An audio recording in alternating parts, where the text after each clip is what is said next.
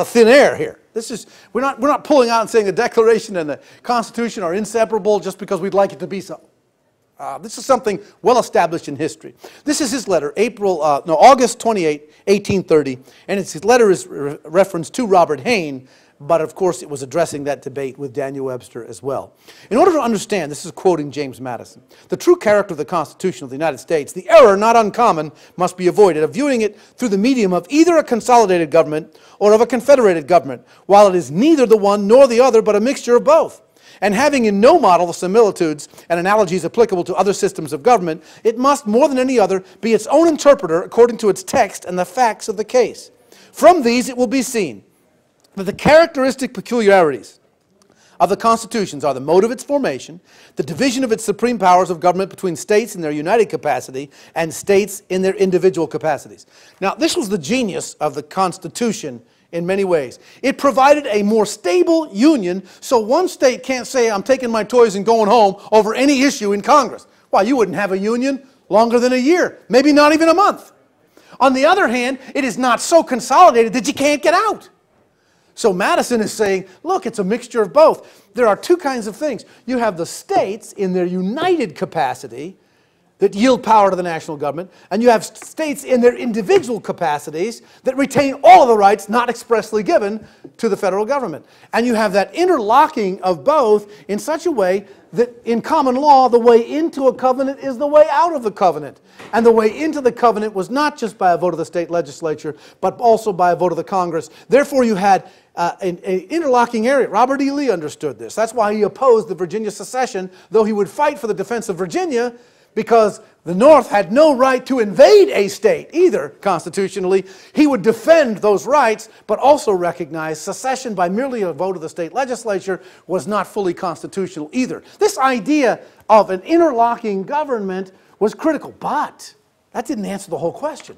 James Madison knew the slavery issue, and particularly the constitutional issue, which was the real issue, that was debated heavily, though slavery was certainly one of the main events caught up in that. He had this to say. Now here's the most important part of the letter for our discussion.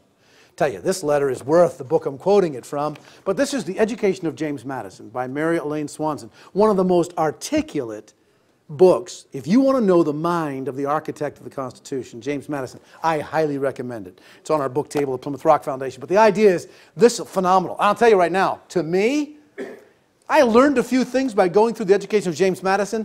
Very well done. We've modeled in our own academy some of the curriculum from how James Madison was taught. But I'll tell you, this letter at the back is a gem. And listen to what he says. In the event of a failure, now think of this. Your mind is going to go this way. Okay, sounds good. But what if every constitutional means is tried? You know what? And James Madison says this. In the failure of every constitutional resort, an accumulation of usurpations and abuses rendering passive obedience and non-resistance a greater evil than resistance and revolution, there can remain but only one resort. The last of all, a careful appeal from the canceled obligations of the Constitutional Compact to the original rights and the law of self-preservation. This is the ultima ratio under every government, whether consolidated, confederated, or a compound of both, and it cannot be doubted that a single member of the Union, in the extremity supposed, but in that only, would have a right, as an extra and ultra-constitutional right, to make this appeal. What does Madison say? Ultimately, you've got to go back to the original natural rights. Or in other words, you'll never solve this problem without the Declaration. You'll never solve it, and this was the problem. This was not heeded. And folks, the Civil War could have been avoided. And why? Because, you know, in the 1860s, when the Civil War erupted, the South was firmly entrenched. The books had been written. The Southern historians had come to their mark and said, the Constitution is confederated. Anybody can leave anytime it wants. In the North, it had become established. The Constitution is consolidated. Nobody can leave. Even Lincoln had said, during that time, he said, listen, nobody, all the states had seceded now, he became president, and he said, by the way, nobody has left. Nobody has left. Therefore, they're still our brethren, and they can all come back because they haven't left. Well, neither of those arguments solves the issue. The one thing Lincoln had going for him, think about it, very profound, is in the Gettysburg Address. When he said 77 years ago the nation came into being, what was he dating it to? 1776. The Declaration of Independence.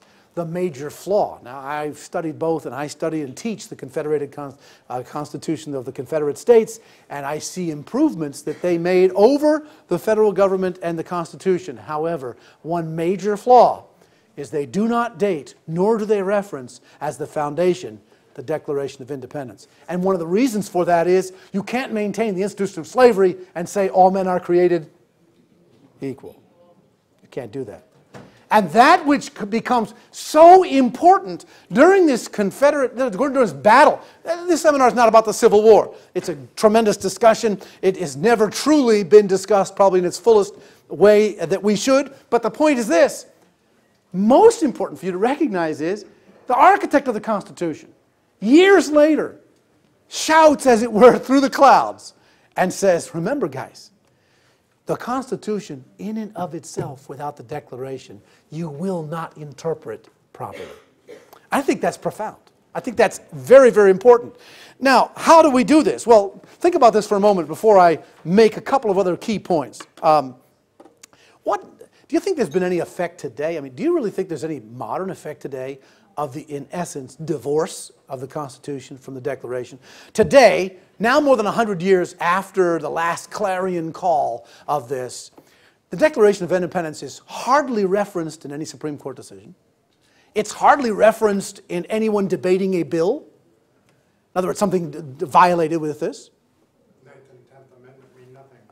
That's correct. And so you look at this and you say, wait a second now, if this divorce today, what might it mean? Well, do you know one of the key things? You remove the Declaration and rights are no longer unalienable and given by the Creator. What's your only other option?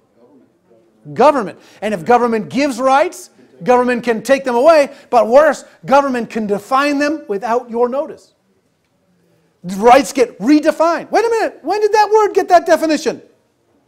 Well, equivocation is part of bureaucracy. I mean, that word just changed. No, it didn't change. Words can change meaning. Definitions and source of laws can change. No accountability to a higher law other than the Constitution itself if the Declaration is removed. When the Declaration is there, there is an appeal to a much higher law than the Supreme Court of the United States. And that's why, even when the Declaration was written, the Declaration was a declaration of position, not a reaction. That's why it begins, when in the course of human events, to assume among the powers of the earth the separate and equal station to which the laws of nature, natural law, and nature's God, God's law, entitle them, a decent respect to the opinions of mankind requires that they should declare the causes which impel them to the separation. This was a statement of position. This was not, since King George has been bad to us, we're going to be bad to him. This is not a reactionary document. This is a document built on position. In fact, it really take this understanding a little further, and we recognize the following, that the right of the people to ultimately claim interposition against a lawless government rests on the Declaration. Why? This is what the Declaration says. Whenever any form of government becomes destructive of these ends, the ends that we just named, it is the right of the people to alter or to abolish it. Oh my gosh. And to institute a new government, laying its foundation on such principles, organizing its powers in such form, as to them shall seem most likely to affect their safety and happiness. That's a powerful paragraph. Whenever I hear the Declaration actually read in public around July 4, which it isn't done often, but when it is, I always wonder, I mean, that's amazing. That's politically incorrect language. That's very politically incorrect, because what it says is, if a government becomes actually destructive of the God-given rights named in the Declaration, that it is the right, it is the duty of the people, not in anarchy, not out of lawlessness, not simply by revolution, but it is their right to reclaim which rights that don't come from government. Unalienable rights that don't come to government, reclaim their natural rights and form a new government. Let me ask you this question. Isn't that what the colonists did? But isn't that what the South did? They did. They did. Yes. And the point is, I'm not negating everything in the South, okay? I'm just saying that That's another discussion exactly how they did that and everything else. But correct, and they claimed that very right. It was the new Declaration of Independence in 1861, and they had validity. So in the Gettysburg Address, Lincoln was reaffirming only half. That's correct. Yeah, I'm not condoning, just to plug this in, I have some admiration for much of Lincoln's rhetoric. I don't have a lot of admiration for much of what his executive power became during the Civil War. Most people are unaware of the fact that during the Civil War as well, I don't want to digress on this because there's a dangerous little rabbit trail that will eat up the rest of the afternoon and evening and tomorrow as well.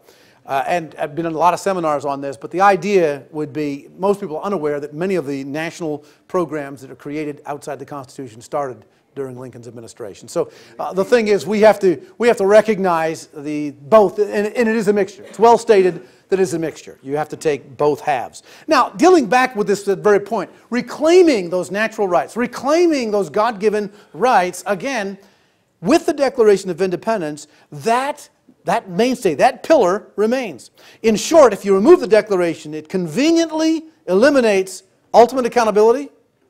It leaves all questions merely as procedural, no longer philosophical.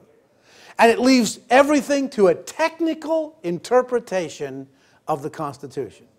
The Constitution becomes an elastic living document that just gets formed to whatever you need to, because you can read into it. Because even though you do have the Federalist Papers, you do have the Anti-Federalist Papers, and the debates that go on that to help elucidate it, but if you remove the ultimate foundation of the Constitution, you begin to cut its mooring to the true anchor which holds it, and then you begin to go into uncharted waters.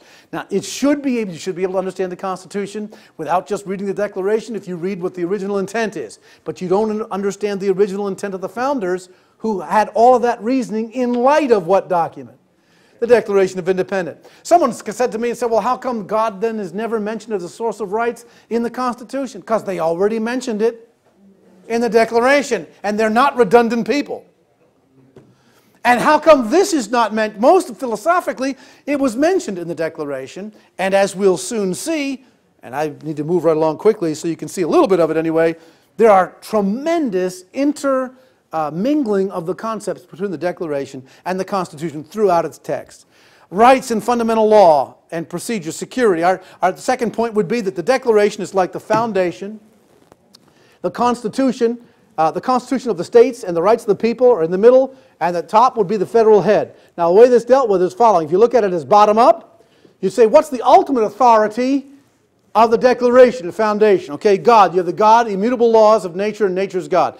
God gives those rights to people. People delegate some of that to government. That's the power flow. You can reverse it and look at the power flow the other direction as well. But the idea is, there you have that idea. The Declaration is the foundation upon which the Constitution sits. When you remove the foundation, what happens? Things begin to topple. Also, to recognize this, that the nature of, why do they think this way? Well, the nature of biblical law is this way. You have 10 fundamental laws in the Old Testament, and the founders were theologians. 53 out of the 55 that signed the Constitution were trained in their churches. So they understood this language. The Old Testament law rests on 10 fundamental laws. 4, your relationship to God. The next 6, your relationship to man. Those were called fundamental laws. Every other law in the Old Testament applies one of the 10 in equity to a specific case. We actually call it biblical case law, statute law. It applies one of the 10 commandments, whether it's stealing, theft, adultery, whatever it happens to be, for both its punishment. Now, the issue is that is not uncommon. It's the 10 Commandments that's the charter of the nation. Then the bylaws are all these statutes and dealing with on due process, on how you protect that. This is not uncommon. If the Declaration stood alone, there would be no due process. That's why the Declaration says, we hold these truths to be self-evident. All men are created equal. They are endowed by their Creator with certain unalienable rights, that among these are life, liberty, pursuit of happiness, by the way, which was a phrase that meant property. That to secure these rights, governments are instituted among men, deriving their just powers from the consent of the governed. Those words are not accident. The government comes out of the consent of the governed, not the rule of the governed, that's democracy, but out of the consent of the government, governed, that is a republic. The charter then demands a bylaw. We could make this statement too, that the Declaration validates the Constitution. Or in other words, why it was written in the first place. Why did it even come to be?